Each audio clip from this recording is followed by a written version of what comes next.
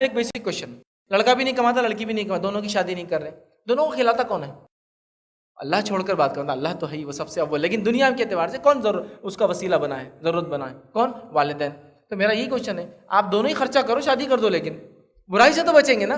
खर्चा आप आधा दे दो, आप आधा दे दो, बुराई से तो बचेंगे। अगर ये सोच के इंशाल्लाह निकाह होंगे ना, तो आप देखिए फिर समाज में खैर और बरकत नजर आएंगी। और हमारे निकाह लेट होने से आपको पता है क्या हो रहा है? आपको पता है हमारा जो अगली नस्ल का ड्यूरेशन है बढ़ता जा रहा है। मतलब हमारे पास होता ये कि एक इंसान 50-55 तक जाने तक उसका बच्चा 18-19 साल का हो रहा है, जबकि होना ये चाहिए कि आदमी 40 साल का होने तक 20 साल का दूसरा बच्चा उसका बेटा खड़ा रहा है उसके पीछे। तो एक नस्ल का ड्यूरेशन कम होगा तो ये उम्र रसीद आदमी अपनी एक नस्ल को जिम्मेदारी देकर आगे बढ़ के समाजी खिदमत कर सकता है, सोशल वर्क कर सकता है ना, कुछ सोच सकता है। वरना वो पूरी जिंदगी मेहनत कर रहा और उसके मरने पे उसका बेटा फिर उसकी जिम्मेदारी संभालने आ रहा, अपना एक्सपीरियंस भी शेयर नहीं कर पाता अपने बच्चों से।